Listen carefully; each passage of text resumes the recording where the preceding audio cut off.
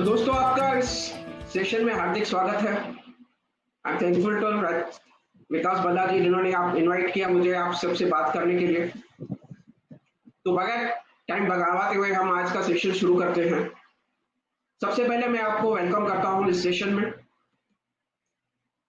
Kamlesh Guru welcomes you all to today session on recruitment and detention of agent, जो हमारा main topic है उसके ऊपर हम आज बात करेंगे। तो फ्रेंड्स सबसे पहले हम शुरुआत करते हैं मैं स्टोरी से। I start my story. मैं अपॉइंट हुआ था LIC में अगस्त 1988 में एज ए डेवलपमेंट ऑफिसर। मेरा नाम कमलेश गुरबख्शानी, मुंबई डिवीजन 2 में पांडु ब्रांच में मेरा पोस्टिंग हुआ। जब हमारा अप्रेंटिसशिप पीरियड चल रहा था तो हमें कुछ आइडिया नहीं था कि ये डेवलपमेंट ऑफिसर को आइडिया तो मिल गया था कि क्या क्या काम करना है, बट एक डायरेक्शन नहीं मिल रहा था कि किस डायरेक्शन में हमें काम करना है। तो लास्ट वीक ऑफ अप्रेंटिस में हमारे यहाँ एक डेवलपमेंट ऑफिसर आए, मिस्टर अशोक कोकन, जो मेरे मेंटर हैं, गुरु हैं। उन्होंने एक स्टोरी बताई थी, वो स्टोरी मैं आप सबसे शेयर करना चाहता हूँ। उन्होंने कहा था कि आप अपने एजेंट्स को कैसे बनाना चाहते हैं,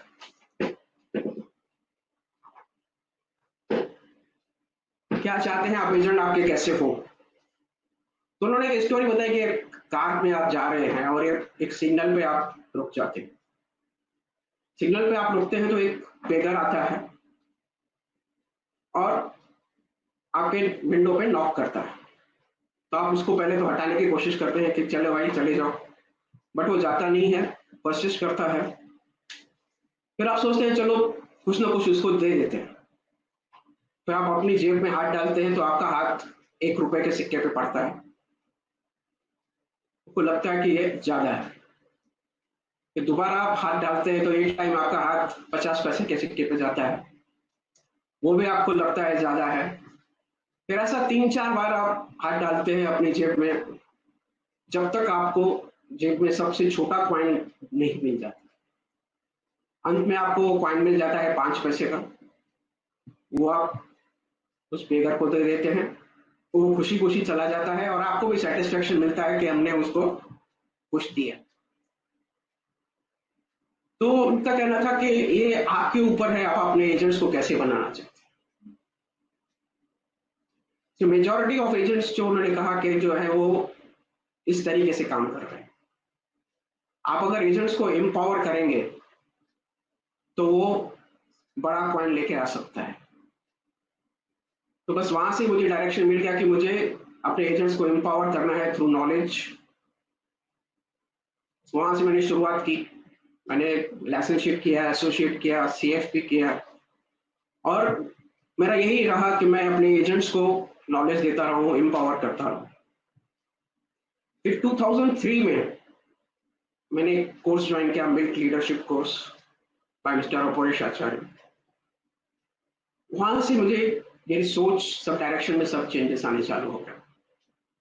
उनका एक ही पर्पस था कि आप जो है 3 प्रिंसिपल्स पे काम करो, ट्रुथ, हॉनेस्टी एंड अनसेल्फिशनेस। बहुत मुश्किल था, बट मैं वो करता रहा, क्या करता रहा। और उनका मिल्क का एक मिशन था, एक मिशन स्टेटमेंट था मिल्क का कि let this world be a little better place because I happen to be here. कि कहा आप यहाँ आए हो तो कुछ कंट्रीब्यूट करते जाओ।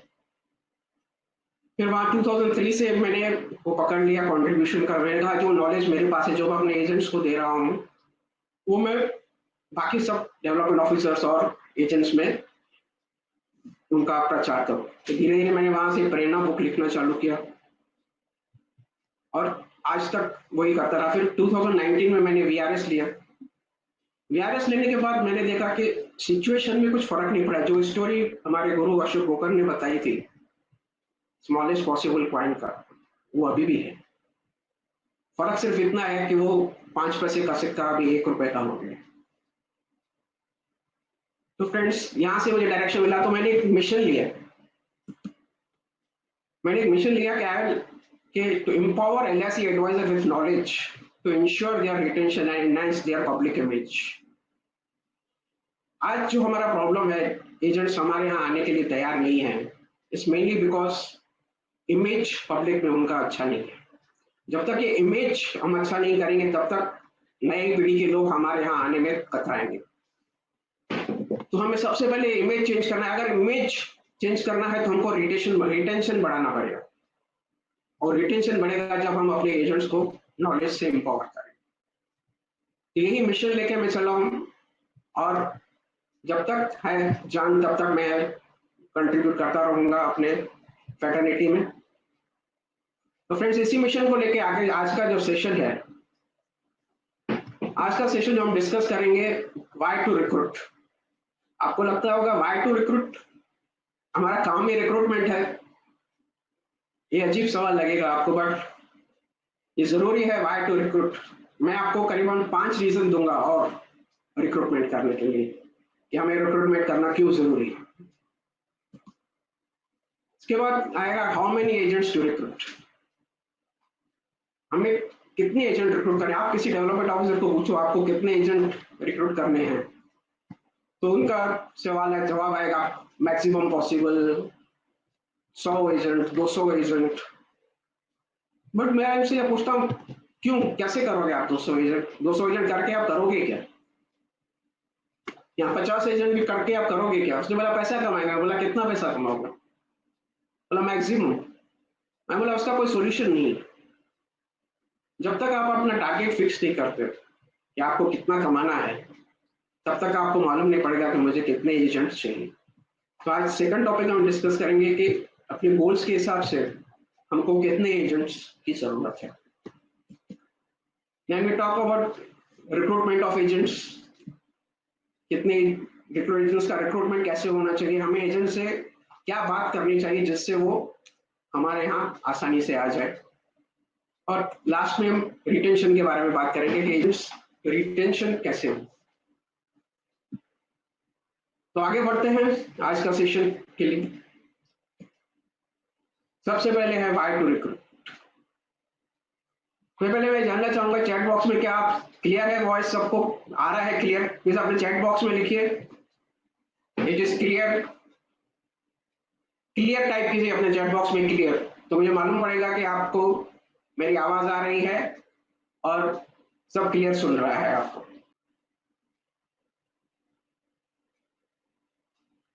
मैं वेट कर रहा हूं आपके मैसेजेस का।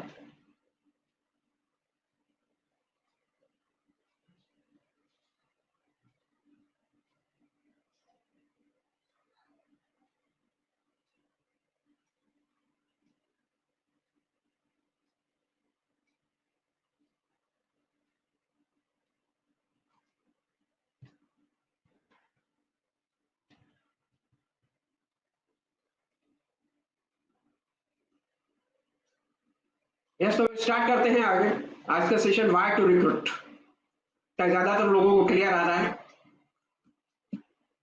वाई टू रिक्रूट, इसके रीजन हम देखेंगे। हमने पिछले 6 साल में हमने कोई नेट एडिशन ऑफ एजेंट नहीं किया है।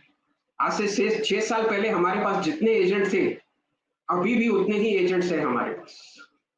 तो 6 साल में हमने जितने रिक्रूट किए उतने चले गए। तो एक रीजन है हमें एजेंट्स रिक्रूट करने। और दूसरा है प्राइवेट कंपनीज ने पिछले 2 साल में हमसे ज्यादा रिक्रूटमेंट किया है और ज्यादा रिटेंशन किया है। हमको आजकल ये लगता होगा कि प्राइवेट इंश्योरेंस के पास लोग जाते नहीं हैं, ज्यादातर लोग एलआईसी के पास आते हैं। बट मैं आपको फिगर्स दिखाऊंगा, यू विल बी सरप्राइज्ड कि प्राइवेट इंश्योरेंस ज्यादा रिक्रूट कर रहे हैं और ज्यादा रिटेन भी कर रहे हैं। पिछले 6 साल में हमने नॉन सिंगल प्रीमियम में कोई ग्रोथ नहीं बताया। डेवलपमेंट ऑफिसर का अस्तित्व नॉन सिंगल प्रीमियम पे डिपेंड करता है, और पिछले 6 साल में हमने कोई ग्रोथ नहीं बताया। It is a major concern, और उसका मेन रीजन है हमने रिक्रूटमेंट नहीं किया। और नॉन सिंगल प्रीमियम में हम मार्केट शेयर लूज कर रहे हैं, और एलआईसी में भी हम अपना बिजनेस का जो शेयर है वो भी दूसरे चैनल्स को हम लूज कर रहे हैं। अभी हम देखेंगे एक एक करके कि इनके फिगर्स क्या है। तो टोटल एजेंट्स हमारे पास थे 1 अप्रैल 2014 को करीब 11,95,000। 2013-14 हमारा क्लोजर का ईयर था। एकदम क्लोजर के बाद हमारे पास टोटल 11,95,000 एजेंट थे। वही एजेंट्स 1 अप्रैल 2020 को हमारे पास टोटल एजेंट्स है 12,08,000। मतलब पिछले 6 साल में हमने सिर्फ 13,000 एजेंट्स की बढ़ोतरी की है। 6 साल में 13,000 एजेंट्स, मतलब नेट ग्रोथ हमने सिर्फ 1% ग्रोथ बताया है पिछले 6 साल। तो इसका यह मतलब नहीं है कि हमने कोई 6 साल में रिक्रूटमेंट नहीं किए है। हमने रिक्रूटमेंट किया है। पिछले 6 साल में हमने 18 लाख एजेंट्स रिक्रूट किए हैं। मतलब एवरेज हर साल हम 3 लाख एजेंट रिक्रूट करते आ रहे हैं। 3 lakhs एवरी ईयर हम एजेंट्स रिक्रूट कर रहे हैं, बट सामने उतने ही एजेंट टर्मिनेट हो रहे हैं। 18 लाख रिक्रूट किए, 18 लाख टर्मिनेट हो गए, नेट एडिशन कुछ नहीं। और ये जो 18 लाख एजेंट टर्मिनेट हुए हैं पिछले 6 साल में, तो उनका जो फीडबैक रहा है इस प्रोफेशन के बारे में वो ऑलवेज निगेटिव ही रहेगा। और कोई नया एजेंट एजेंसी लेने आता है तो वो पहले आजकल सर्च करता है कि ये प्रोफेशन में क्या है, अपने दोस्तों से पूछ रहा है, नेट पे देखता है, तो उसके सब नेगेटिव रिव्यूज ही आते हैं। तो इसके लिए हमारे पास आगे एजेंट्स रिक्रूटमेंट के लिए नहीं आ रहे हैं। इस मेन रीजन जो है टर्मिनेशन ज्यादा है। अभी पिछले 2 साल का हम प्राइवेट कंपनीज के साथ कंपेयर करेंगे। अभी देखिए एलआईसी ने हमने पिछले 2 साल में करीबन 5,37,000 एजेंट रिक्रूट किए, टोटल 4,77,000 टर्मिनेट हुए। तो पिछले 2 साल में हमने करीबन 60,000 एजेंट्स का नेट एडिशन किया है। इस करीबन 5% एजेंट्स का हमने नेट एडिशन किया है पिछले 2 साल में। सेम 2 साल में देखेंगे तो प्राइवेट इंश्योरेंस ने करीबन 7.5 लाख एजेंट्स रिक्रूट किए। हमसे 2 लाख एजेंट ज्यादा रिक्रूट किए हैं उन्होंने, और उनका रिटेंशन भी ज्यादा है। 6,19,000 एजेंट टर्मिनेट हुए और नेट एडिशन उनका जो है 1,35,000। उनका नेट एडिशन 15% है, हमारा नेट एडिशन 5%। वो धीरे धीरे हमारे टोटल फिगर, हमारे पास अभी 12 लाख एजेंट्स हैं, उनके पास भी 10,70,000 एजेंट्स हैं। तो धीरे धीरे हमारे नंबर ऑफ एजेंट्स को टच करने के लिए आगे बढ़, ये बहुत डेंजरस है। क्योंकि हम देखेंगे टिकट साइज 2013-14 में नॉन सिंगल प्रीमियम में हमारा टिकट साइज था 8,000 रुपया। मीन एक पॉलिसी के पीछे हमारा एजेंट 8,000 रुपए का नॉन सिंगल प्रीमियम लाता था। वहीं पे प्राइवेट इंश्योरेंस का 2013-14 में 28,000 रुपया उनका टिकट साइज था। अभी हम 19-20 का फिगर्स देखेंगे। हमारा टिकट साइज जो है 8,000 से बढ़ के करीबन 14,000 हो गया, तो उनका टिकट साइज 28,000 से बढ़ के 60,000 हो गया। इसका मतलब है उनका एक एजेंट हमारे 4 एजेंट से ज्यादा है, मोर देन 4 टाइम्स काम कर रहे हैं वो हमारे एजेंट्स। तो अगर हमको कॉम्पीट करना है तो हमको अपना टिकट साइज भी बढ़ाना पड़ेगा। अगर हमको अपना मार्केट शेयर रिगेन करना है तो हमको अपना टिकट साइज बढ़ाना पड़ेगा। ये जो 8,000 से 14,000 हुआ है वो भी इसलिए हुआ है क्योंकि हमारा मिनिमम सम एश्योर्ड जो 13-14 में 50,000 था वो 1 लाख हो गया। उसकी वजह से हमारा टिकट साइज बढ़ गया, क्योंकि हमारे एजेंट्स ज्यादातर मिनिमम सम एश्योर्ड से। आप चेक कीजिए अपना ऑर्गेनाइजेशन में कि आपके यहाँ 1 लाख की या मिनिमम सम एश्योर्ड की जो भी पॉलिसी है वो कितनी आती है। ये सोचने की बात है, हमें उसके ऊपर गौर करना बहुत जरूरी है। Now come to schedule premium. मैं आपको एक अभी पोल देता हूं।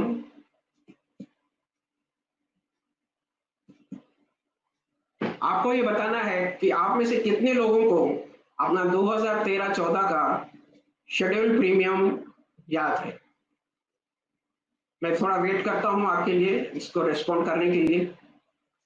2013-14 में आपका शेड्यूल प्रीमियम कितना था, कितने लोगों को याद है? जिनको याद है वो यस पे क्लिक करेंगे, जिनको याद नहीं है वो नो पे क्लिक करेंगे।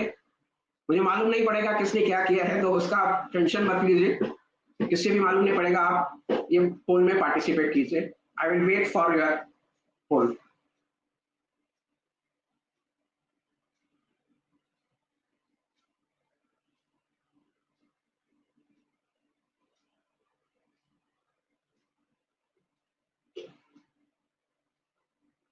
इसके पीछे पोल्स के पीछे एक स्पेसिफिक रीजंस है, मैं एक सब क्यों पूछ रहा हूँ।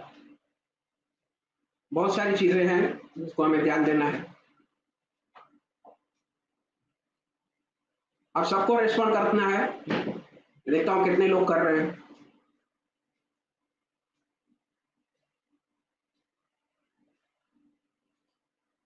आपके राइट हैंड साइड में पोल है,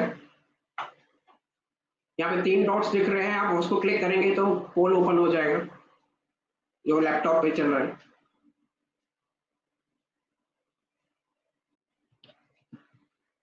अभी तक जो है रेशियो जो आ रहा है 25% लोगों को मालूम है और 75% लोगों को मालूम नहीं है कि उनका 13-14 का शेड्यूल प्रीमियम कितना था। फ्रेंड्स 13-14 साल हमारे बहुत सारे डेवलपमेंट ऑफिसर्स का जिंदगी का हाईएस्ट अप्रेजल हो सकता है,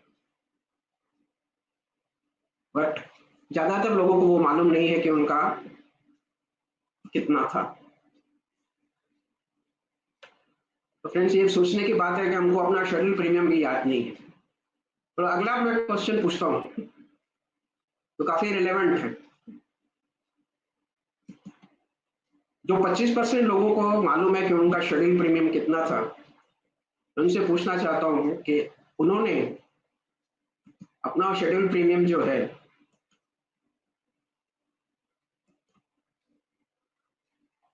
13-14 का प्रीमियम कौन से साल में क्रॉस किया? क्या 19-20 के पहले किया या ड्यूरिंग 1920 किया है, या अभी तक उन्होंने क्रॉस नहीं किया? मैं चाहता हूं कि आप वापस इस पोल में पार्टिसिपेट करें और देखता हूं मैं इतना में कि क्या रिजल्ट्स आ रहे हैं। तो अब देखेंगे ये जो है जितने लोगों को माना 60% लोगों ने 19-20 के अप्रेजल के पहले अपना 13-14 का फिगर क्रॉस किया था। 28% लोगों ने ड्यूरिंग 1920 में किया, पिछले साल किया, और करीबन 10% लोगों ने अभी तक वो फिगर क्रॉस नहीं किया। इसका मतलब है 19-20 के पहले 40% डेवलपमेंट ऑफिसर्स ने अपना वो फिगर क्रॉस नहीं किया। करीबन 28% डेवलपमेंट ऑफिसर को एक और क्लोजर की जरूरत पड़ी अपना वो फिगर क्रॉस करने के लिए, और 10% डेवलपमेंट ऑफिसर्स जो है जिन्होंने अभी तक अपना वो फिगर क्रॉस नहीं किया। जो डेवलपमेंट ऑफिसर्स ने अपना फिगर क्रॉस नहीं किया है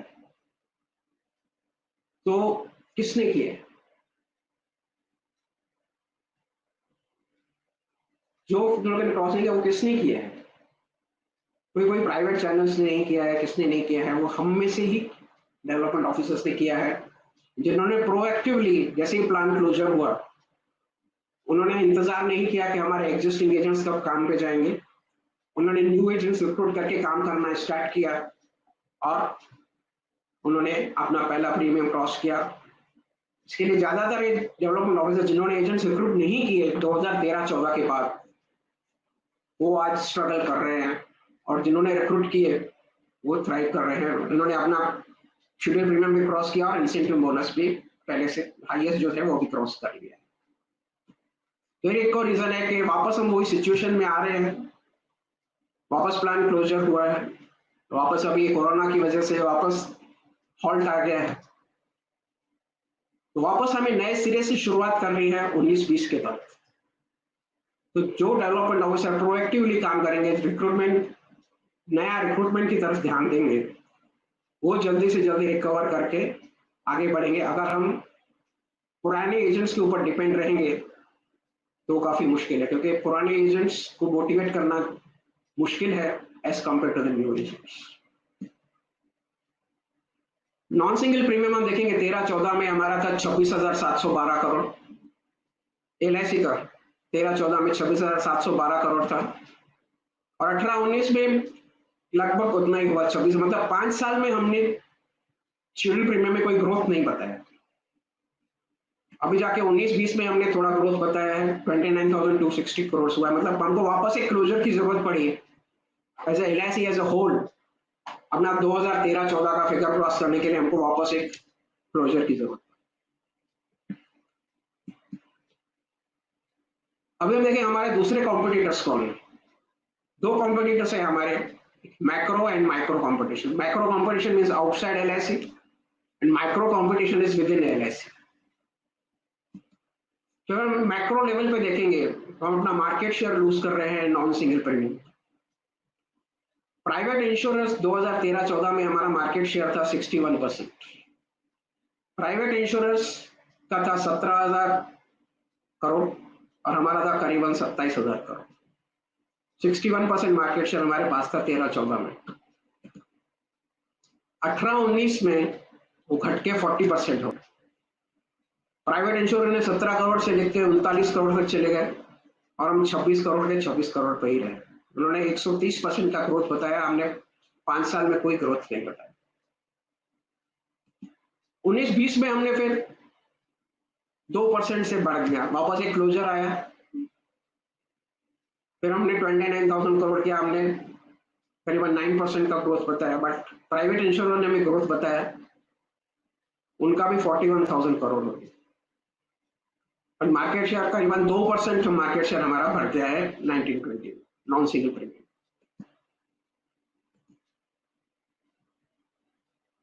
अभी तो हमें कंपटीशन और अभी आगे आने वाला है, अभी तक कंपटीशन तो हमने फेस किया ही नहीं है।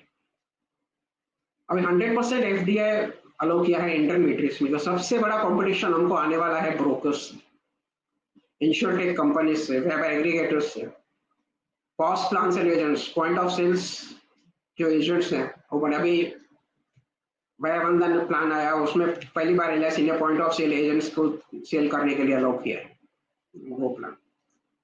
तो धीरे धीरे कॉम्पिटिशन बढ़ रहा है।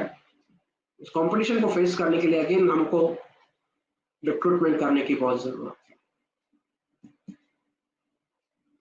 अब माइक्रो लेवल पे देखेंगे, इनसाइड एलआईसी डीओस और एसबीआई का मार्केट शेयर 13-14 में 85% था। और बिजनेस शेयर मार्केट से बिजनेस शेयर एलआईसी में हमारा 85% था, वो 18-19 में घट के 81% हो गया। 19-20 के फिगर्स अभी तक आए नहीं, इसके लिए 18-19 का ही फिगर्स लिया हमने। क्लियास का जो था 9.0% था, वो 12.92% हो गया और बाकी के जो अल्टरनेट चैनल्स है वो 5.24 था, अभी भी 5.1 है, उनका कोई फर्क नहीं पड़ा। तो मेन जो हमारा मार्केट शेयर हम लूज कर रहे हैं वो क्लियास को लूज कर। अगेन सोचने की बात है, अगर आगे का एक फिगर बताऊंगा वो काफी सरप्राइजिंग है। नेट एडिशन ऑफ एजेंट 18-19 में हमने टोटल 30,418 का नेट एडिशन किया, उसमें से क्लियास ने 16,870 क्लियास का नेट एडिशन था और डेवलपमेंट ऑफिसर का 13,500 नेट एडिशन। तो क्लियास ने ज्यादा नेट एडिशन दिए as compare to development officer.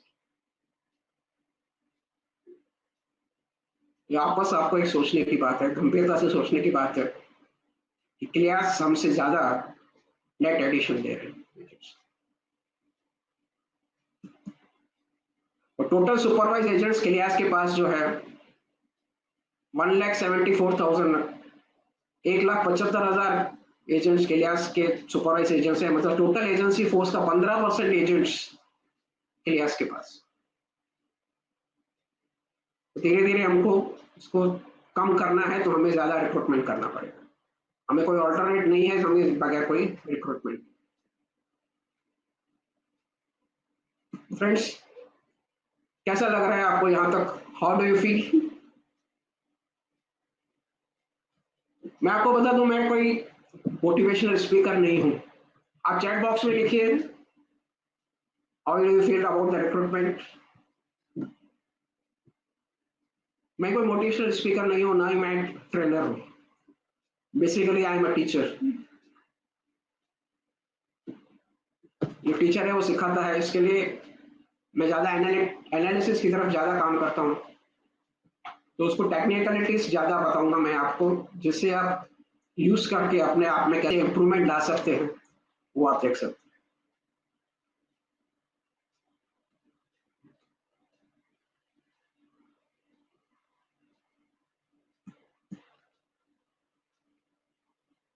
Now देखते हैं, कोई भी चीज को हासिल करने के लिए मैंने कहा था how many agents to recruit, तो सबसे पहले हमको ये तय करना है कि मुझे इस अप्रेजल में कितना आईबी कमाना है,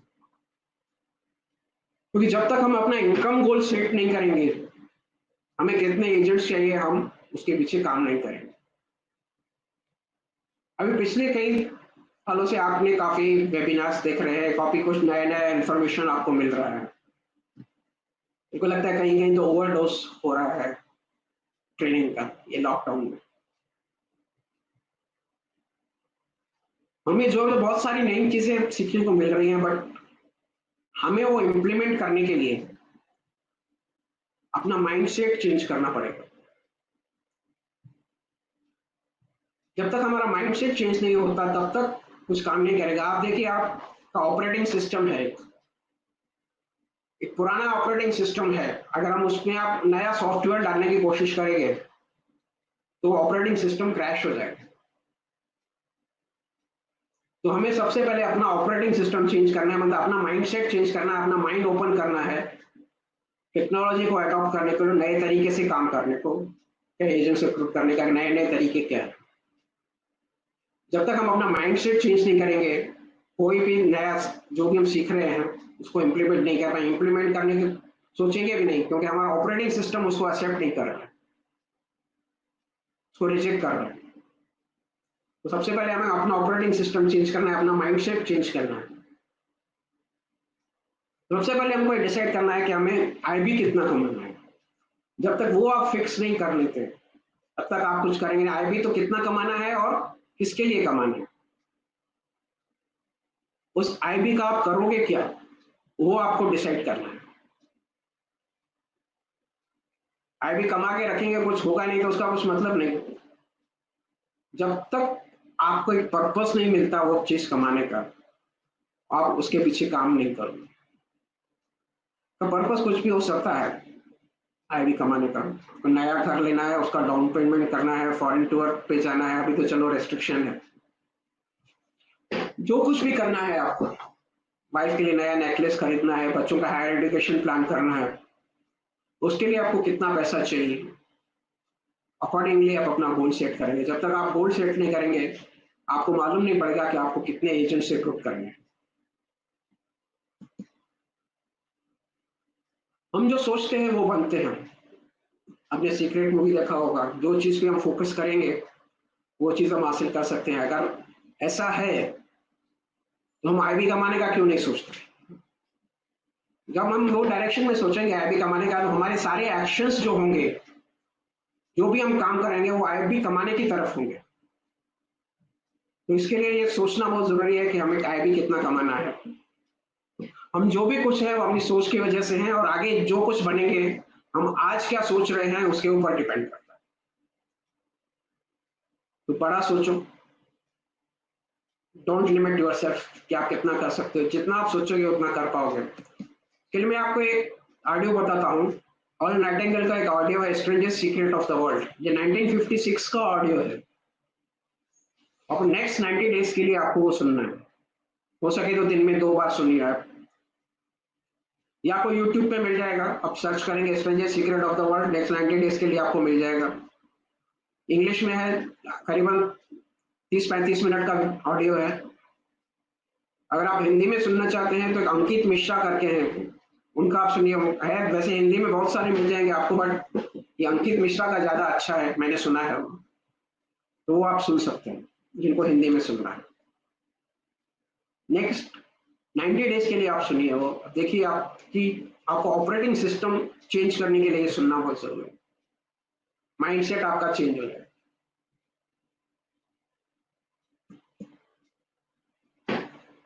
नाउ एक बार आपका गोल सेट हो गया तो हमको अराइव करना है कि हमें कितने एजेंट्स चाहिए। उसके लिए हमको पहले अराइव करना पड़ेगा कि उसके लिए आईबी के लिए हमको शेड्यूल प्रीमियम कितना लाना है।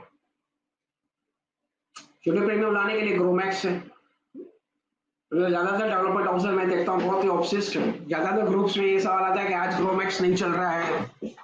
मैं उनसे पूछता हूँ कि आप क्या देखते हो ग्रोमैक्स में। ग्रोमैक्स में एक सेकंड शीट पे प्लानिंग है कि आप कितना प्रीमियम लोगे तो आपको कितना आईबी मिलेगा। डेवलपर आप ज्यादा कहते हैं हम दूसरे पेज पे जाते नहीं, हम सिर्फ देखते हैं कि हमारा कॉस्ट कितना हुआ, हमने जो प्रीमियम डाला था वो एडजस्ट हुआ कि नहीं, हम वही देखते हैं। It is a cause of concern. अगर आप ग्रोमैक्स आपका नहीं चल रहा है तो मैं आपको एक एक्सेल शीट दूंगा जिसमें ये लिखा हुआ है, आप प्लान कर सकते हैं कि कितना प्रीमियम लाएंगे तो आपको कितना आईबी देगा। हर एक पैरामीटर्स पे आप काम करेंगे तो आपके आईबी में कितना फर्क आएगा, उसको आप यूज करके प्लान कर सकते हैं। और फिर आपका जो एग्जिस्टिंग एजेंट्स है वो कितना शेड्यूल प्रीमियम लाएंगे, वो पिछले अप्रेजल में आपको मिल जाएगा। सेम पकड़ के चल सकते हैं, आपके पिछले अप्रेजल में जो इतने एजेंट्स ने प्रीमियम किया, इस अप्रेजल में भी वो उतना ही काम करेंगे। बाकी जो बैलेंस करना है वो आपको नए एजेंट्स के थ्रू करना है। अकॉर्डिंगली आपको नए एजेंट्स रिक्रूट करने हैं। वो डिपेंड करता है आपका एजेंट का टिकट साइज कितना है, उसके ऊपर डिपेंड करता है आपको कितने एजेंट्स बनाने पड़ेंगे।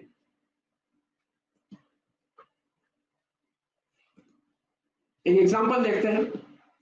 ये आपका रेम्यूनरेशन 12 लाख है और आपका अभी 75 लाख रुपया शेड्यूल प्रीमियम है, तो आपको कोई आईबी नहीं आएगा, क्योंकि 6 टाइम्स तक कोई आईबी नहीं आता। 72 72 लाख तक कोई आईबी नहीं आएगा, तो 75 लाख तक मैं पकड़ के चलता हूँ, कोई आईबी आपको नहीं आ रहा। अगर आपको 12 लाख आप आईबी कमाना है तो आपका शेड्यूल प्रीमियम 1.5 करोड़ होना चाहिए, मीन्स 75 लाख रुपया एक्स्ट्रा आपको लाना है। अगर 75 लाख आपको एक्स्ट्रा लाना है तो उसके लिए आपको कितने एजेंट रिक्रूट करने पड़ेंगे। अगर एक एजेंट आपका 5 लाख रुपया प्रीमियम लाता है तो आपको 15 एजेंट रिक्रूट करने पड़ेंगे। 75 डिवाइडेड बाय 5, तो 15 एजेंट्स आपको रिक्रूट करने पड़ेंगे। अगर आपका एजेंट को 7.5 लाख प्रीमियम लाता है तो आपको 75 डिवाइडेड बाय 7.5, आपको 10 एजेंट रिक्रूट करना। This is a simple formula.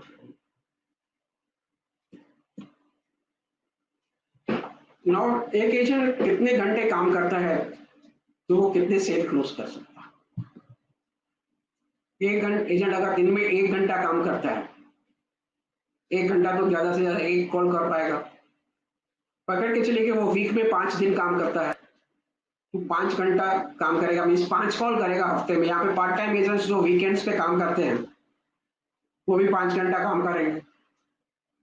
अगर हफ्ते में हम 40 वीक पकड़ते हैं, 52 वीक काम नहीं करना है, हफ्ते में सिर्फ 40 वीक काम करना है, इस 40 इंटू 5 साल के 200 दिन ही काम करता है, तो टोटल 200 कॉल करेगा साल में। साल में 200 कॉल करता है तो 10 कॉल के पीछे अगर उसको एक पॉलिसी मिलती है तो साल की 20 पॉलिसी कर सकता है। मतलब एक एजेंट जो 1 घंटा भी काम करता है वो 20 पॉलिसी कर सकता है। जो 20 के नीचे कर रहे हैं, इसका मतलब है वो 1 घंटा भी काम नहीं कर रहे हैं, सिर्फ 200 दिन भी काम नहीं कर रहे। तो हमें अगर रिटेंशन बढ़ाना है तो ये चीज पे हमको फोकस करना है कि एजेंट्स काम कितना कर रहा है फील्ड। अगर 2 घंटे काम कर रहा है तो 40 पॉलिसी कर पाएगा, 3 घंटे काम कर रहा है तो 60 पॉलिसी कर पाएगा, अगर 4 घंटे काम कर रहा है तो 80 पॉलिसी कर पाएगा, अगर 8 घंटे करता है तो 160 कर पाएगा।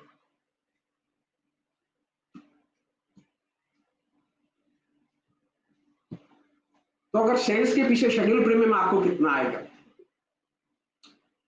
अगर वो 20 सेल कर रहा है, 1 घंटा काम करेगा तो बिजनेस साइड में देखा हमने वो 20 सेल कर पाएगा। अगर उसका एवरेज प्रीमियम 24,000 रुपया है, अभी आप भी हमारा एवरेज जो है वो 14,000 के करीब है, तो हमको अपने एजेंट्स का टिकट साइज बढ़ाना है। टिकट साइज बढ़ाएंगे तो हमारा शेड्यूल प्रीमियम बढ़ेगा, सेम काम में हम ज्यादा प्रीमियम ला सकते हैं। तो हम टिकट साइज ज्यादा नहीं बढ़ाएंगे, अगर 14,000 से 24,000 तक करते हैं, सब डबल ही करते हैं, तो भी एक एजेंट करीबन 5 लाख प्रीमियम आपको दे सकता है। अगर वो 3,000 का एवरेज करता है तो 7,20,000 प्रीमियम देगा। अगर वो 5,000 पर मंथ का काम करता है, दैट मीन 60,000 रुपया पे काम करता है शेड्यूल प्रीमियम ईयरली, तो 12 लाख का प्रीमियम दे सकता है। अगर वो हायर सेगमेंट में काम करता है, अगर वो 10,000 का आपको प्रीमियम देता है तो एक एजेंट आपको 24 लाख का प्रीमियम दे सकता है, सिर्फ दिन में 1 घंटा काम करता है। हमें सिर्फ इस पे फोकस करना है कि हमारा एजेंट वीक के 5 कॉल करता है कि नहीं, उस पर ही फोकस कर।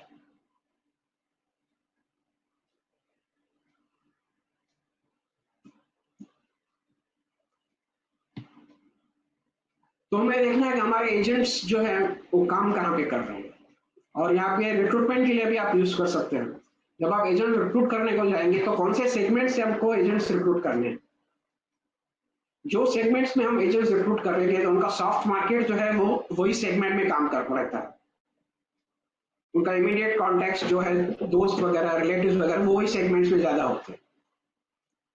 अगर हम पुअर सेगमेंट से एजेंट रिक्रूट करते हैं, ये फिगर्स हम मुंबई का बता रहा हूँ मैं, आप अपने एरिया का खुद डिसाइड कर लीजिएगा। अगर फैमिली मंथली इनकम, अगर हस्बैंड एंड वाइफ का इनकम मिला के 20,000 रुपया है, तो उनका मंथली फैमिली एक्सपेंसेस जो होगा करीबन 19 से 22,000 रुपए तक होगा। और उनके पास डिस्पोजेबल इनकम माइनस में ही रहेगा, यहाँ ज्यादा से ज्यादा 1,000, तो वो एलआईसी में वो कुछ सेव नहीं कर पाएगा। तो एजेंट रिक्रूट करते समय हमें ध्यान रखना है कि हमको ये सेगमेंट में से जितने हो सके एजेंट्स नहीं रिक्रूट करने। तो लगेगा कि चलो हम काम करते हैं, ये बहुत सारे लोग मिल जाते हैं, बट बहुत कम। मैं पर्सनल एक्सपीरियंस से बोल रहा हूँ। अगर आप लोअर सेगमेंट से एजेंट्स रिक्रूट कर देंगे ये सोच कर कि हम आप उनको ऊपर तक लेके आएंगे, काफी मुश्किल है, क्योंकि उनकी सोच जो है ना लिमिटेड रहती है। अगर उनका इनकम 20-25 हजार तक भी पहुंच गया ना, फिर आगे वो काम नहीं करते, उसको बढ़ाने की नहीं सोचते। अगर आपको आगे ग्रोथ करना है तो जितना हो सके पुअर सेगमेंट से एजेंट्स मत रिक्रूट कीजिए, या अगर आपको करना ही है तो इनकम टेस्ट करके देखिए। एक दो सवाल उनको पूछे, भाई आप करना क्या चाहते हो, आज से 3 साल के बाद आपका कितना इनकम होगा, आज से 5 साल के बाद आपका कितना हो इनकम होगा। या उनको बोले नेक्स्ट 30 सेकंड्स में आप मुझे लिख के बताइए कि आपके 3 गोल्स क्या है। वही आदमी अपने 30 सेकंड में गोल लिख सकता है जो क्लियर है कि उसको आगे चल के क्या करना है। जिसको कुछ क्लियरिटी नहीं है वो कुछ नहीं कर पाएगा। तो आपको ये ध्यान में रखना है कि आपको एजेंट्स कौन से सेगमेंट से ज्यादा रिक्रूट करना है। तो लोअर मिडिल क्लास आता है जिनका फैमिली इनकम 25 से 50 हजार है, क्या इनकम एक्सपेंसेस 20 से 40 हजार होगा, डिस्पोजेबल इनकम उनके पास 5 से 10 हजार होगा, वो ज्यादा से ज्यादा एलआईसी में 1 से 2 हजार रुपए तक ही सेव कर पाएंगे। ये सेगमेंट से हम एजेंट्स रिक्रूट कर सकते हैं, बट ये ध्यान देना होगा कि 25, 35, 40 हजार के करीब इनकम हो, क्योंकि जो एजेंट्स वहां पे काम करेंगे वो वहां पे उनके कस्टमर्स होंगे वो करीबन 2 वर्ष। क्योंकि हमको एक चीज ध्यान रखना है, जो भी हम नया एजेंट हम रिक्रूट करेंगे, एक चीज पे फोकस करना है कि मिनिमम टिकट साइज उनका 2,000 के नीचे नहीं जाना चाहिए। उनको शुरू से ही बोलने का कि आप प्रोस्पेक्ट लिस्ट में उनका ही नाम लिखो जो आपको लगता है 2,000 रुपया सेव कर पाएंगे। 2,000 सेविंग करने के लिए उनका मंथली इनकम जो है 35 से 40 हजार रुपया होना चाहिए, तो ही वो 2,000 सेव कर पाए एलआईसी। ये मुंबई की बात कर रहा हूँ, आप अपना सोच लीजिए कितना होता है। तो उनका प्रोस्पेक्ट लिस्ट बनाते समय आपको ये चीज का ध्यान रखना है। देन आप अपन मिडिल क्लास में जा सकते हैं, 50,000 से 3 लाख जिनका मंथली इनकम है, वो आपको 2 से 10 हजार रुपए तक दे सकते हैं। अपर मिडिल क्लास 10 से 40 हजार दे सकते हैं, और रिच पीपल, रिच कैटेगरी में 40,000 से 15 लाख आपको प्रीमियम मिल सकता है एक पॉलिसी से। और सुपर रिच में आपको 15 लाख एंड अबव आपको एक पॉलिसी से मिल सकता है। तो आपको दोनों चीज ध्यान रखनी है, एक एजेंट्स कौन से सेगमेंट से रिक्रूट करना है, और उसको प्रोस्पेक्ट लिस्ट बताते समय ये चेक करना है कि उनके प्रोस्पेक्ट लिस्ट में कौन से लोग होने चाहिए जो उनको मिनिमम 2,000 रुपया प्रीमियम दे सके। क्लियर है, ये बहुत जरूरी है।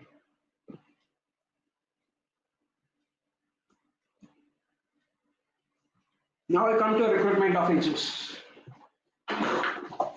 पानी P low.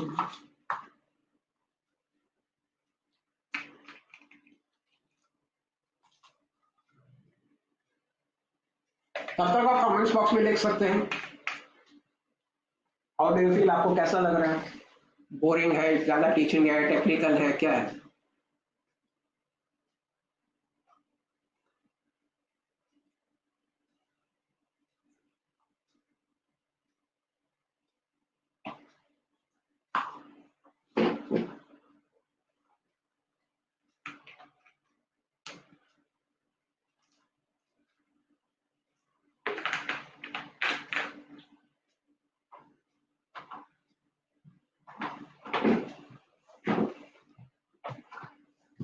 Now I come to recruitment of agents.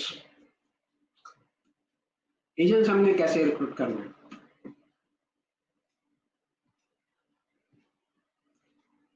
अभी हम आज का करंट सीनेरियो क्या है, it is difficult to recruit agents, nobody is interested to become agent, कोई भी एजेंट बनने के लिए तैयार नहीं है।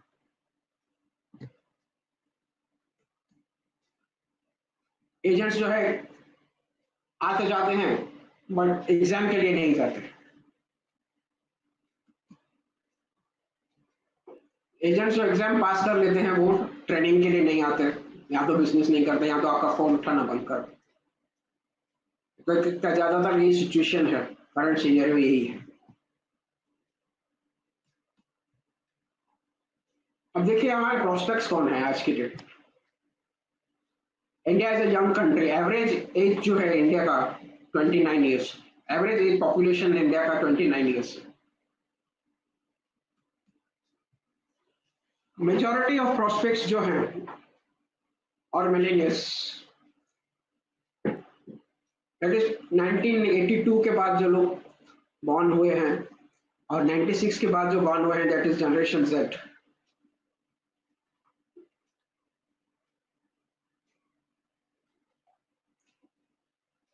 ये जो लोग हैं ज्यादातर अपना टाइम नेट पे बिताते हैं, और जो उनके दोस्त लोग व्यूज देते हैं उनको ज्यादा इंपॉर्टेंस देते हैं, ज्यादातर अपने पेरेंट्स की नहीं सुनते।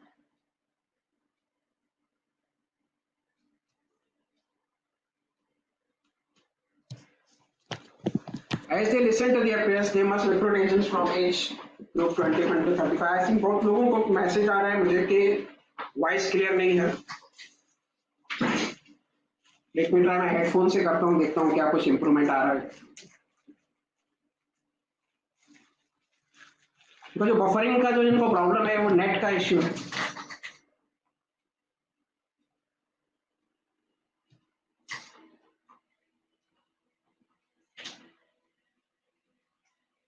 Buffering is because of the net और कोई रीजन नहीं है।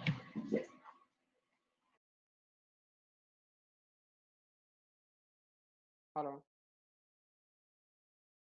ना अभी आवाज आ रहा है क्लियर?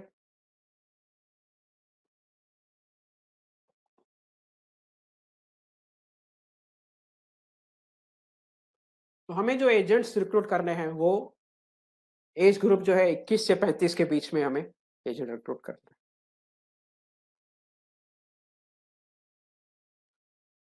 क्योंकि वो एजेंट्स जो है अपने एज ग्रुप के लोगों की ज्यादा सुनते हैं, हमें वही एज ग्रुप से एजेंट रिक्रूट करने चाहिए। तो रिक्रूटमेंट के सोर्सेस क्या क्या है?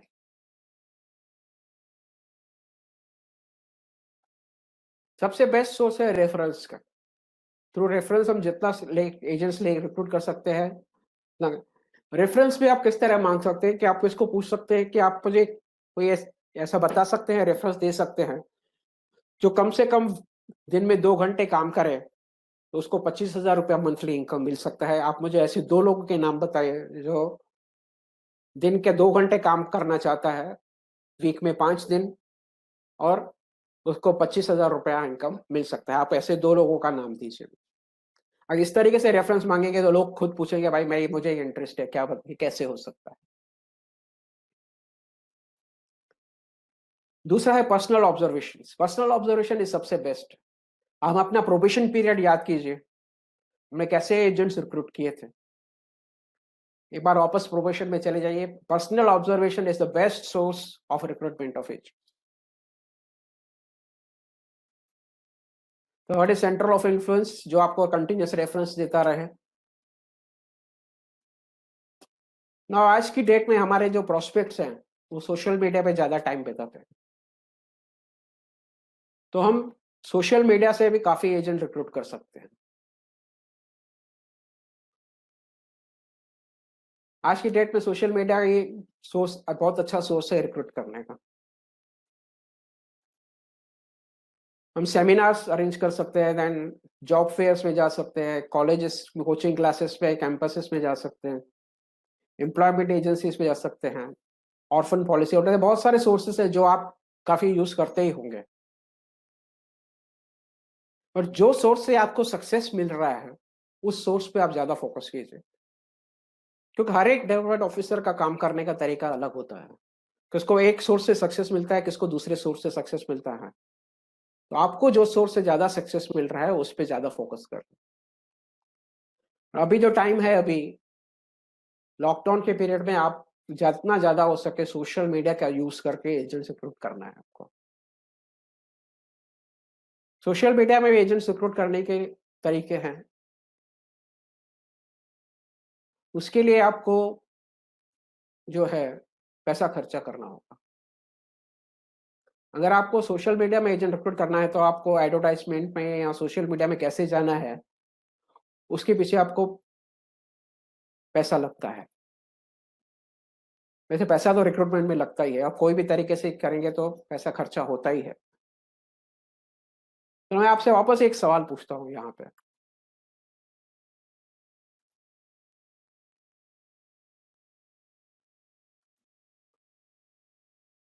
जो पैसा आप खर्चा करते हो रिक्रूटमेंट पे, जो भी आपका पैसा खर्च होता है, तो उसको कैसे देखते हो? उसको एक्सपेंसेस करके समझते हो या इन्वेस्टमेंट करके समझते हो? ये पोल है, आपको सिलेक्ट करना है, आप उसको एक्सपेंसेस समझते हो या इन्वेस्टमेंट समझते हो?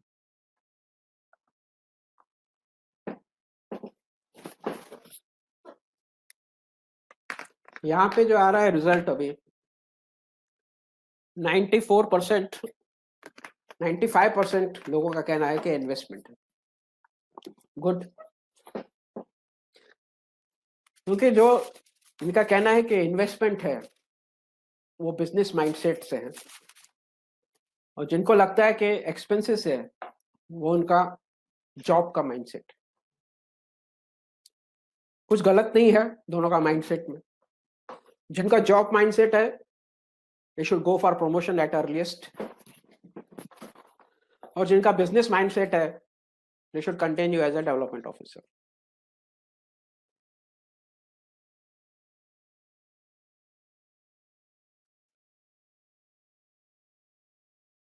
मैंने एक वीडियो बनाया था रिक्रूटमेंट ऑफ SLIC एडवाइजर्स, जो मेरे यूट्यूब चैनल कमलेश गुरु पे अपलोडेड है।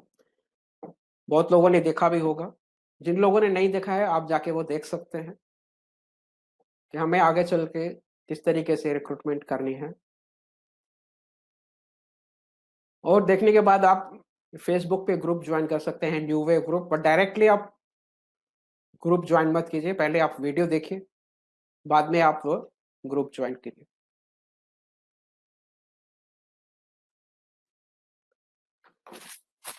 तो सोशल मीडिया पे रिक्रूटमेंट जो है, ये तो आ गया। मैं ऑनलाइन रिक्रूटमेंट लॉन्च कर रहा हूँ, एक कोर्स लॉन्च करने वाला हूँ मैं। ऑनलाइन रिक्रूटमेंट कैसे करना है, वेरी शॉर्टली मैं कोर्स लॉन्च करने वाला हूँ। बट उसके लिए आपको ये 2 चीज़ें करना ज़रूरी है, उसके बाद में ही आप ये कोर्स में आ सकते हैं। तो हम एजेंट रिक्रूट करते हैं तो हमें वो अपने प्रोस्पेक्ट्स में क्या देखना चाहिए?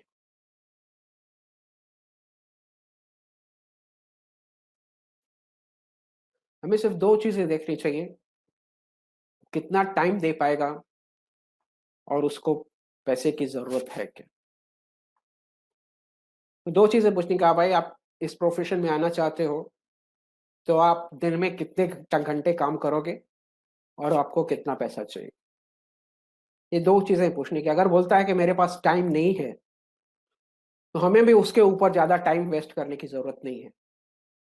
अगर के एजेंसी कैनवासिंग को जाते हैं, वो बोलता है मेरे पास टाइम नहीं है, तो उसको बोले sir thank you very much, आपने मुझे टाइम दिया सुनने के लिए, बट आपके पास तो टाइम नहीं है, तो ये आपके लिए है नहीं।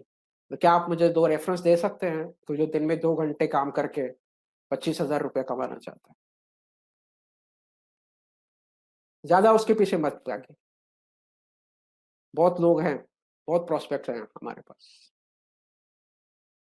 अभी आप देखिए, रिसेंटली एक जॉब का एडवर्टाइज़मेंट आया है, बहुत से पेपर में पढ़ा होगा आपने, पियून का जॉब के लिए बहुत क्वालिफ़ाइड लोगों ने अप्लाई किया। क्या हम उनके पास जाके एजेंसी कैनवास नहीं कर सकते? हमें सिर्फ सही ढंग से उनके पास पहुँच के उनको कैनवास करना है। हमें अपना अप्रोच का तरीका बदलना है एजेंसी रिक्रूटमेंट के लिए।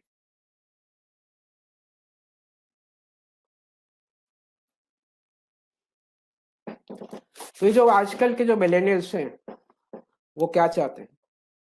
वो एक ऑर्गेनाइज़ेशन में क्या देखते हैं?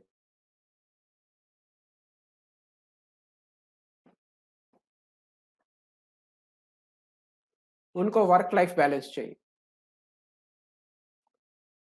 उनको लीडरशिप रोल्स चाहिए, उनको फ्लेक्सिबिलिटी चाहिए कौन से भी लोकेशन से और कन्वीनियंट टाइम पे काम करने के लिए, उनको प्रोफेशनल ट्रेनिंग की जरूरत है और वो ट्रांसपेरेंसी और क्लैरिटी चाहते हैं डीलिंग्स में। तो क्या ये सब चीजें हमको एक LIC agency as a profession करके नहीं मिल सकती? अगर LIC एजेंसी वो लेते हैं तो ये सब चीजें उनको मिल सकती हैं, और सिर्फ हमें वो चीजें हाईलाइट करनी है कि आपको इस प्रोफेशन में ये सब मिल सकता है।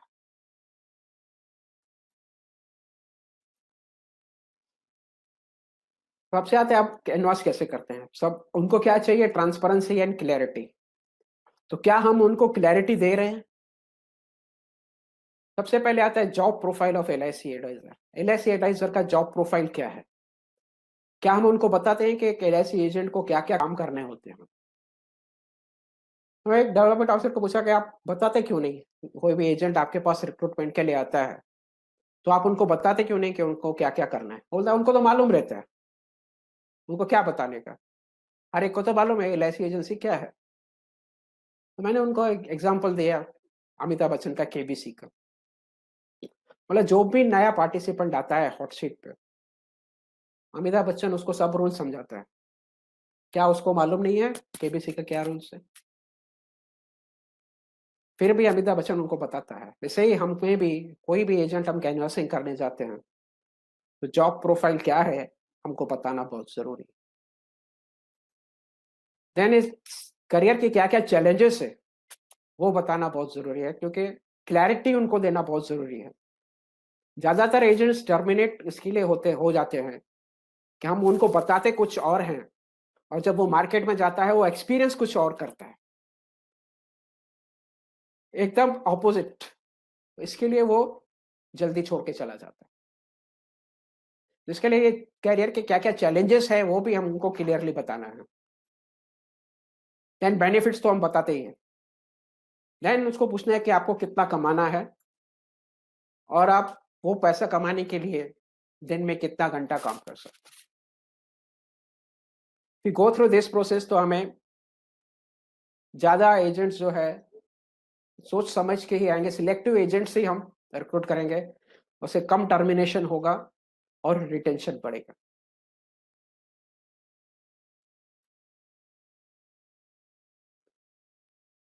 तो काफी लोगों का अब नो नो आ रहा है आवाज, क्या मैं हेडफोन निकाल देता हूँ वापस?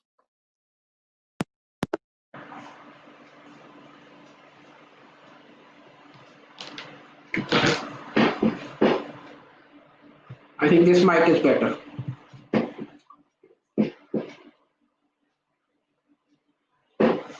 तो main job profile LIC agent का जॉब प्रोफाइल जो है, सबसे पहले उसको करना है प्रोस्पेक्टिंग। तो बोलना है आपको जो प्रोस्पेक्टिंग करना है वो अपने सोर्सेज से करना है। LIC की तरफ से हम आपको कोई प्रोस्पेक्ट नहीं देंगे, आपका प्रोस्पेक्टिस आपको खुद बनाना है और आपको कम से कम 100 लोगों का प्रोस्पेक्ट लिस्ट बना के आइए। और देन मेन जॉब एजेंट का क्या है? एजेंट का मेन जॉब जो है वो जो है पॉलिसी बेचना नहीं है। यस, एजेंट का मेन जॉब पॉलिसी बेचना नहीं है। एजेंट का मेन जॉब है नीड क्रिएट करना। एक आदमी के पास बहुत सारे नीड्स होते हैं। फैमिली इनकम की नीड है, डेथ हो गया तो उनकी फैमिली का क्या होगा, चाइल्ड एजुकेशन की जरूरत है, मैरिज प्रोविजन की जरूरत है, या खुद का रिटायरमेंट की जरूरत है। तो जब हम नीड्स की बात करते हैं तो जो इंश्योरेंस की नीड्स जो होती है वो काफी दबी हुई होती है। लोगों को मालूम है कि उनको जरूरत है बट वो नीड, इमीडिएट नीड उनको लगता नहीं है कि हमें अभी करना है। तो एजेंट का काम है कि उस नीड्स को प्रायोरिटी पे लाना और क्लाइंट से एग्री करवाना कि हाँ वो नीड उसको है। और ये जब ये एजेंट एक चीज में सक्सेसफुल हो जाता है, ये नीड क्रिएट हो जाती है, तो बाद में पॉलिसी सेल करना काफी आसान होता है। तो एजेंट का मेन काम जो है वो नीड क्रिएट करना।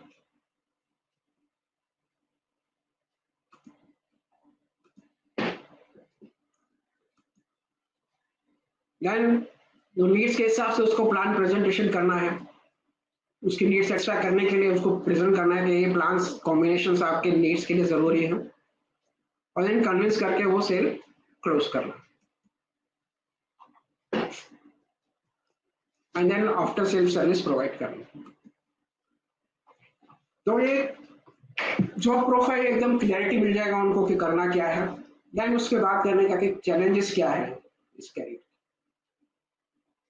उसको बोलेगा ये चैलेंजेस इस करियर में बहुत है। मैंने कहा सिर्फ 20% एजेंट्स ही जो है वो उस कैरियर में सफल होते हैं।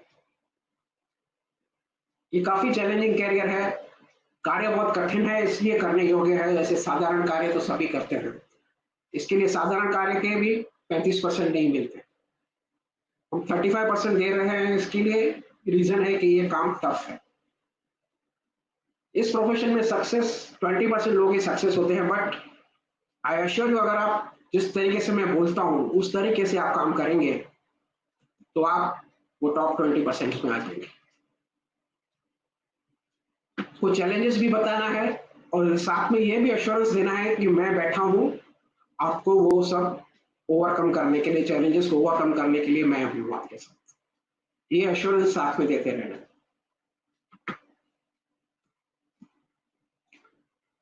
और public attitude towards this profession is not always positive. लोगों का नजरिया इस प्रोफेशन की तरफ अच्छा नहीं है। आप जाएंगे तो लोग आपसे पूछेंगे कि आपने ये काम क्यों लिया, शायद आपके दोस्त आपसे बात करना छोड़ दें। बट हर एक प्रोफेशन में ऐसा होता है, आप देखिए सक्सेसफुल भी होते हैं, अनसक्सेसफुल भी होते हैं। वहां पे आपको सक्सेस स्टोरीज उनको कुछ बता सकते हैं कि देखिए मेरी टीम में ऐसे ऐसे मैंने सक्सेस अचीव किया है, इस तरीके से है। देखिए कोई भी प्रोफेशन में था, आप वकील देखेंगे कोर्ट के बाहर खड़ा होकर आपको 100 रुपए में आपको एफिडेविट बना के देता है, और एक वकील है राम जेठमलानी जो 1 घंटे का 2 लाख रुपया। वो आपकी काबिलियत के ऊपर है कि आप इस प्रोफेशन में कहां तक आगे जाए। और इस प्रोफेशन में आपको रिजेक्शंस बहुत मिलेंगे।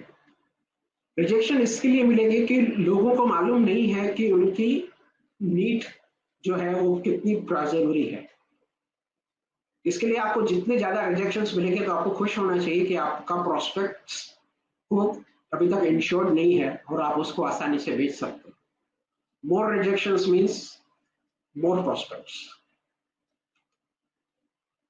और इस प्रोफेशन में कंटिन्यूस लर्निंग और स्टडिंग की जरूरत है। कंटिन्यूस पढ़ाई करना ये प्रोफेशन में बहुत जरूरी है, क्योंकि आपको हमेशा अपना knowledge level up to date रखना है। आज क्लाइंट जो है काफी नॉलेजेबल है, नॉलेज एक प्रेस ऑफ बटन में उनको काफी नॉलेज मिलता है। वो चाहता है कि उसका एजेंट जो है उसे एक कदम आगे हो, उससे ज्यादा नॉलेजेबल हो, तो ही आपसे वो पॉलिसी लेगा। तो कंटिन्यूस लर्निंग एंड स्टडिंग आपको बहुत जरूरी है इस प्रोफेशन में। और इस प्रोफेशन में आपको नए लोगों से मिलते रहना बहुत जरूरी है। ये फील्ड जॉब है, आप कितने भी बड़े एजेंट क्यों नहीं बन जाए, आपको फील्ड में ही काम करना पड़ेगा। इंडिया का नंबर 1 एजेंट भरत पारेख आज भी फील्ड में जाता है, आज भी वो दिन के 5 कॉल करता है। तो आपको फील्ड में काम करना बहुत जरूरी है। लोग आपके पास, आपके ऑफिस में, कितना भी बड़ा ऑफिस होने दो आपका, आपके ऑफिस में चल के आके पॉलिसी नहीं ले, आपको फील्ड में ही काम करना। और शुरुआत में आपका इनकम कम हो सकता है, क्योंकि जब तक आपका ट्रस्ट नहीं बन जाता तब तक आपको इनिशियल मंथ्स में आपका इनकम कम भी हो सकता है, बट धीरे धीरे आपका, कोई भी बिजनेस में आप नया बिजनेस स्टार्ट करते हैं तो इनकम कम होता ही है, तो आपका जो है इनकम लेवल जो है वो धीरे धीरे बढ़ेगा। तो ये सब चैलेंजेस है, इस चैलेंजेस को हम ओवरकम कर सकते हैं। फिर आप उसको एजेंसी के बेनिफिट्स बता सकते हैं, सर मार्केट पोटेंशियल कितना है, बेनिफिट्स क्या है, कमीशन क्या है, क्लब मेंबरशिप क्या है, एमडीआरटी क्या है, क्या प्रोसीजर है। देन उसको 2 क्वेश्चन पूछने का कि आप कितना कमाना चाहते हो और कितना टाइम देना चाहते। इस तरीके से हमें एजेंसी प्रेजेंटेशन करनी है। तो हमारे पास कितनी टाइप्स की एजेंसीज है? हमारे पास पार्ट टाइम एजेंसीज हैं, productive agent, distinguished club agent और बीएम क्लब मेंबर एजेंट। ये पार्ट टाइम कैटेगरी में आते हैं।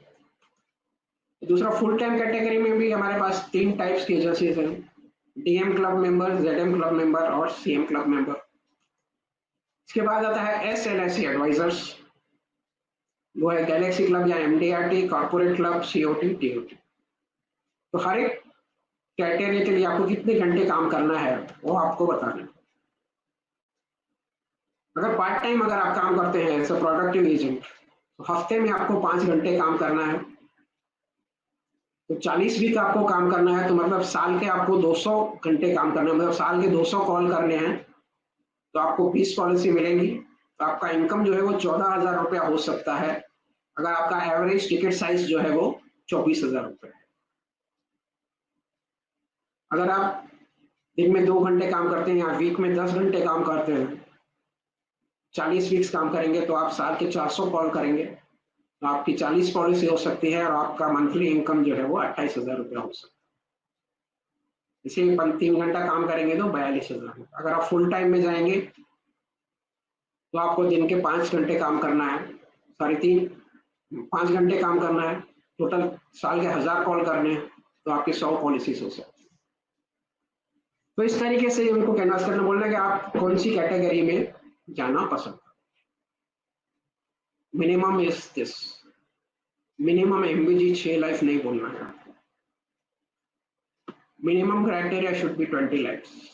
एक प्रोडक्टिव एजेंट जब तक 14,000 रुपया भी अगर उसको कमाने के लिए नहीं बोलते हैं, तो उसका क्या इंटरेस्ट रहेगा एजेंसी का।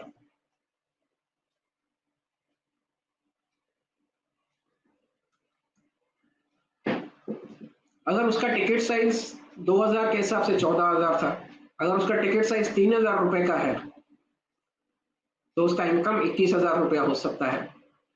अगर उसका टिकट साइज 5,000 का है, तो उसका इनकम 35,000 हो सकता है। अगर उसका टिकट साइज 10,000 का है, तो उसका इनकम 70,000 हो सकता है, सिर्फ दिन में 1 घंटा काम करके।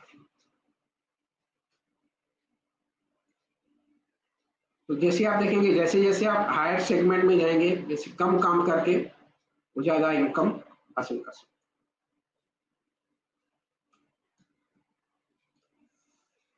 तो अगर आप फुल टाइम में जाना चाहते हैं, तो आपको हम 7,000 रुपया एक्स्ट्रा देंगे।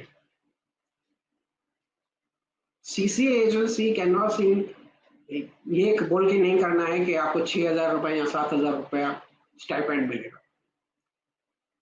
सीसीए एजेंसी उसको बोलेगा जो फुल टाइम एजेंसी प्रोफेशन है, जिसमें हम आपको 6,000 या 7,000 रुपया आपका ट्रैवलिंग एक्सपेंसेस के लिए देंगे। आपके कमीशन के अलावा 6-7,000 रुपया आपको ट्रैवलिंग एक्सपेंसेस के लिए मिलेगा। बट उसके लिए आपको दिन में 4 लोगों से मिलना पड़ेगा, आपको डेली एक्टिविटी रिपोर्ट लिखना पड़ेगा और डेली आपको विजिट करना पड़ेगा। 4 कॉल्स कहाँ किए वो आपको आके रिपोर्टिंग करना पड़ेगा। तो आपका टोटल इनकम जो है महीने का 60,000 रुपया हो सकता है। 60,000 पे फोकस करने का 6,000 या 7,000 पे, तो ये लोग आएंगे आपके पास फुल टाइम काम करने के लिए। 6,000-7,000 रुपए के लिए फुल टाइम आपके पास कोई काम नहीं करेगा।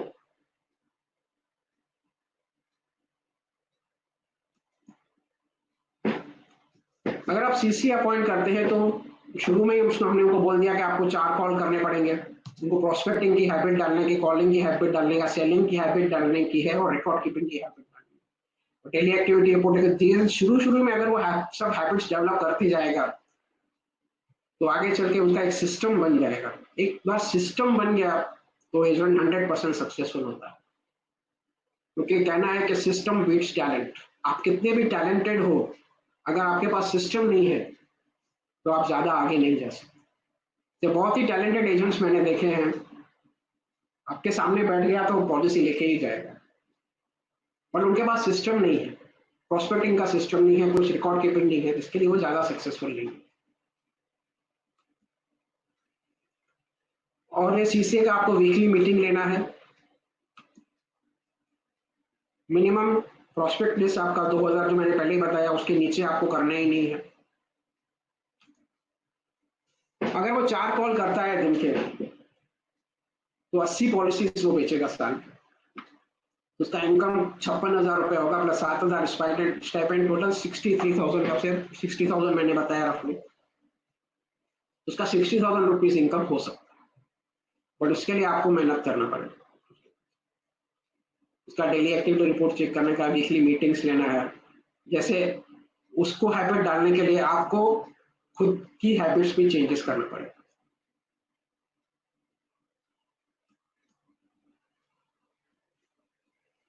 एक सीसीए आपको 19 लाख का शेड्यूल प्रीमियम दे सकता है।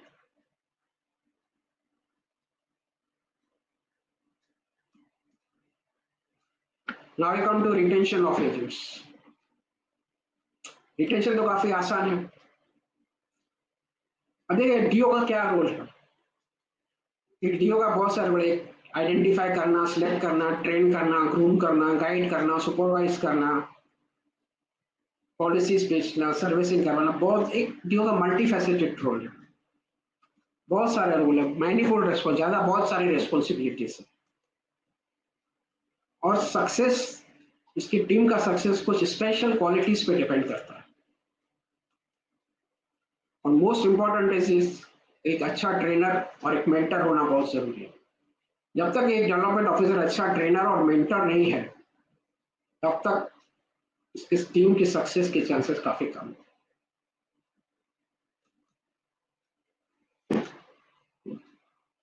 इसके लिए उनको एक इंडक्शन ट्रेनिंग प्रोग्राम तैयार करना बहुत जरूरी है। इंडक्शन ट्रेनिंग के मैंने 2 बुक लिखे हैं, इंडक्शन ट्रेनिंग पार्ट 1 और पार्ट 2, जिसका आप यूज कर सकते हैं। इसमें बहुत सारे टॉपिक्स हैं जो एक एजेंट को बहुत जरूरी है। LIC agency career, financial tables, present value future value calculation में है, लाइफ इंश्योरेंस के बेनिफिट्स हैं, नीड बेस्ड सेलिंग्स के हैं, एलआईसी प्लान्स क्या है, business insurance servicing aspects, basic rules of plans, details combinations, needs के हिसाब से कौन से प्लान्स देने चाहिए, एंड चार्ट्स वगैरह। सो ये बुक में से आप अपने एजेंट्स के लिए कैसे ट्रेनिंग प्रोग्राम बनाना है वो आप खुद बना सकते हैं।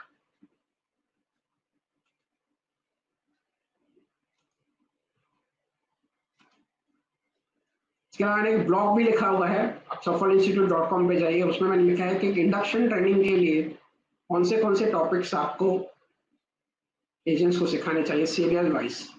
एक 4 मॉड्यूल से 4 दिन का मॉड्यूल में आप पूरा ट्रेनिंग कवर कर सकते हैं। और एक ऑनलाइन कोर्स भी बहुत जल्दी लॉन्च करने वाला हूं मैं।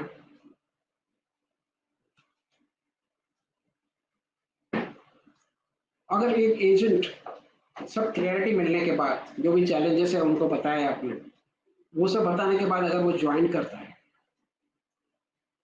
तो उसके टर्मिनेशन के चांसेस काफी कम हो जाते हैं। ऐसा नहीं है 0 हो जाएंगे, पर काफी कम हो जाएंगे। तो रिटेंशन लेवल एजेंट्स का बढ़ेगा, तो 50% रिटेंशन प्रॉब्लम आपका वहां पे ही सॉल्व हो जाएगा अगर आप कोई एजेंट क्लियर होकर आपके पास एजेंसी लेता है। और दूसरा, पहला 100 डेज एजेंट्स के बहुत क्रूशियल होते हैं। पहले 100 डेज आपको एजेंट के साथ काम करना है, उनके साथ ज्वाइंट कॉल करना है। इसको फील्ड ट्रेनिंग है, फील्ड ट्रेनिंग देना बहुत जरूरी है। ज्वाइंट कॉल करके क्लोज करने का आपको देखना है कि उसका पहले मंथ में उसका कमीशन आना जरूरी है। अगर पहले मंथ में कमीशन आ गया उसका, उसका आगे काम करने के चांसेस बढ़ जाते हैं, क्योंकि पैसा ही सबसे ज्यादा मोटिवेशन देता है। उसके बाद आपको जो है 2 ही चीजों में फोकस करना है, प्रोस्पेक्टिंग और नंबर ऑफ कॉल्स। कोई भी एजेंट नया हो पुराना हो, जब हम फॉलोअप करते हैं तो हमें बिजनेस का फॉलोअप नहीं करना चाहिए। हमें 2 ही चीजें पूछनी है कि आज आपने कितने प्रोस्पेक्ट्स ऐड किए अपने प्रोस्पेक्ट लिस्ट में, और आज आपने कितने नंबर ऑफ कॉल्स। अगर ये 2 चीजें एजेंट करता है on daily basis, business is by product. Business तो आना ही है, आपको बिजनेस के बारे में सोचना नहीं पड़ेगा। तो उसके लिए आप जो है अपना अप्रेजल के पहले 3 महीने में आपको 15 एजेंट रिक्रूट करने। मुंबई डीओ 4 पे डेवलपमेंट ऑफिसर है बजरंग बामने, उनका कहना है कि एक डेवलपमेंट ऑफिसर जो है वो लाइफ टाइम पीडीओ है। उसको अपने आप को लाइफ टाइम तक प्रोबेशनरी डेवलपमेंट ऑफिसर ही समझना है। प्रोबेशनरी डेवलपमेंट ऑफिसर को हर साल कंफर्मेशन लेना है, और कंफर्मेशन के लिए उसे 15 एजेंट रिक्रूट करने हैं 3 महीने के अंदर। जैसे ही आपका नया अप्रेजल चालू हुआ, मीन्स आप वापस प्रोबेशन पे आ गए, आपको 3 महीने के अंदर 15 एजेंट रिक्रूट करना। अगर रेट और फॉर्मूला आपने अडॉप्ट कर लिया, तो देखिए आपका ग्रोथ कैसा है। 15 एजेंट आपने 3 महीने में रिक्रूट किया तो आपके पास 9 महीने बचते हैं उनसे बिजनेस करवाने के लिए, उनको ग्रूम करने के लिए। 9 महीने में वो 100% प्रोडक्टिव एजेंट बन जाएंगे। एक प्रोडक्टिव एजेंट 15 प्रोडक्टिव एजेंट आपको 75,000 रुपए का एडिशनल आईपी दे सकता है। जो आप एजेंसी रिक्रूटमेंट पे आपने खर्चा किया था वो आपका रिकवर हो जाता है। और 75 लाख का आपका जो शेड्यूल प्रीमियम बढ़ेगा उसके ऊपर आपको 12 लाख रुपया इंसेंटिव बराबर। मैंने पहले बताया था आपको 75 लाख का अगर आप एडिशनल 75 लाख से 1.5 करोड़ तक जाते हैं तो आपको 12 लाख का आईपी आ सकता है। इसके अलावा मेरे 3 पब्लिकेशंस और हैं, अंडरराइटिंग रूल्स, क्लब रूल्स और जीवन उमंग, जो आपको सफल-इंस्टीट्यूट.com पे मिल जाएंगे। बट अभी लॉकडाउन की वजह से वो स्टोर बंद है। जैसे ही लॉकडाउन ओपन होगा तो स्टोर ओपन हो जाएगा। बुक्स तो सब अवेलेबल है, लेटेस्ट अपडेटेड। इसके अलावा मेरे 2 चैनल्स हैं, प्रेरणा अपडेट चैनल और Prerna NB fun channels Telegram. Telegram का एडवांटेज ये है कि वो डिलीट नहीं होते, वो क्लाउड बेस्ड है। अगर आप टेलीग्राम पे है तो ये दोनों चैनल जो ज्वाइन कर लीजिए, दोनों ओपन चैनल है। आप प्रेरणा अपडेट टाइप कीजिए सर्च में, चैनल ओपन हो जाएगा और नीचे ज्वाइन बटन होगा, उसको ज्वाइन करेंगे तो आप उसके मेंबर बन जाएंगे। उसके अलावा व्हाट्सएप पे मेरे डीओस और एसबीएस के लिए ग्रुप्स है डिवीजन वाइज मैंने ग्रुप बनाया हुआ है जिसमें सिर्फ मैं ही पोस्ट करता हूँ। Only admins are allowed to post, बाकी कुछ आपको उसमें आएगा नहीं कुछ। अगर आपको वो ग्रुप ज्वाइन करना है आपके डिवीजन का तो आपको ये नंबर पे मेरा 9594758425 9594758425 इसको पर आप मुझे मैसेज भेज सकते हैं, मैं आपको लिंक भेज दूंगा ग्रुप ज्वाइन करने का। क्या वीडियोस के लिए मैंने टेलीग्राम पे एक अलग से ग्रुप बनाया है, करीब बना रहा हूँ 500 वीडियोस उस ग्रुप के मेंबर है ऑलरेडी। अगर कोई वीडियो यहाँ पे वो ज्वाइन करना चाहता है टेलीग्राम ग्रुप पे, तो मेरे टेलीग्राम ग्रुप का नंबर अलग है। एक नंबर है 9869624991 पे मैसेज भेज सकते हैं।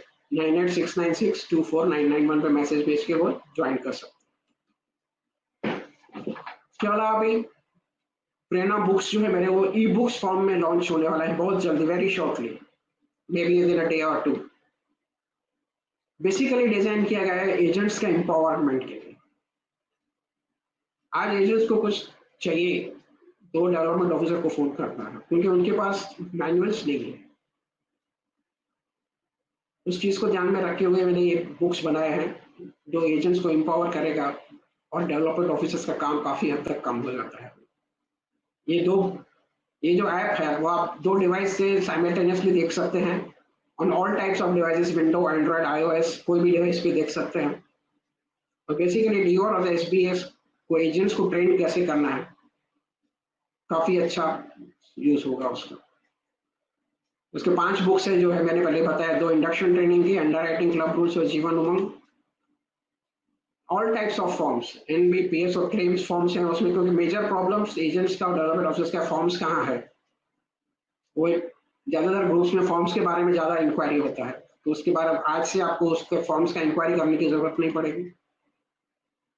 एनबी में non medical medical bonus charts जो है, हिस्टोरिकल बोनस चार्ट्स भी दिए हुए हैं, हर एक प्लान के हिस्टोरिकल बोनस क्या है वो चार्ट्स है उसमें। और जो प्लान 1 अप्रैल 2003 के बाद जो विड्रॉ हुए हैं उनके प्लान डिटेल्स हैं जो आपको सर्विसिंग के लिए काम आ सकते हैं। प्लस ये 2 प्लान्स का स्पेशल प्रेजेंटेशन बनाया है मैंने, बीमा श्री और जीवन शिरोमणि। ये प्लान्स अभी पिकअप होंगे क्योंकि इंटरेस्ट रेट्स काफी कम हो गए हैं और लोगों को गारंटेड एडिशंस चाहिए। ये 2 प्लान्स में गारंटेड एडिशंस है। ये प्लान्स अभी काफी अच्छे पिकअप होंगे। इस प्लान्स का बेचने का तरीका क्या है अलग है, वो आप इसमें डिटेल्स में दिया हुआ है, अगर आप पढ़ेंगे तो आपको समझ में आ जाएगा। इसके बाद मेरा फेवरेट प्लान है जीवन उमंग। जीवन उमंग में मैंने बहुत रिसर्च किया है, this is the plan of the century. इस प्लान से आपका टिकट साइज काफी बढ़ सकता है। प्लान का प्रेजेंटेशन का तरीका एकदम अलग होना चाहिए नॉर्मल प्लान से, तो सब डिटेल्स दिया है मैंने। और ये जीवनों का खास ऐप बना है जिसमें आप normal presentation, paid up presentation, 3G concept, multiples policies, communication concept ध्यान में रख के ऐप बना है, ये भी थोड़े दिनों में लॉन्च हो जाए। इसके अलावा ऑनलाइन ट्रेनिंग्स जो मैंने पहले बताया आपको, एजेंट्स और डेवलपमेंट ऑफिसर्स के लिए लॉन्च करने वाला हूँ। डेवलपमेंट ऑफिसर्स के लिए ऑनलाइन रिक्रूटमेंट बहुत जल्दी लॉन्च हो जाएगा कि ऑनलाइन रिक्रूटमेंट कैसे करना है। इसके लिए आपको पहले वो यूट्यूब पे जाकर वीडियो देखना पड़ेगा, रिक्रूटमेंट ऑफ SLS एडवाइजर्स। बाद में आप फेसबुक पे ग्रुप ज्वाइन कर सकते हैं। Friends, thank you very much for patient listening.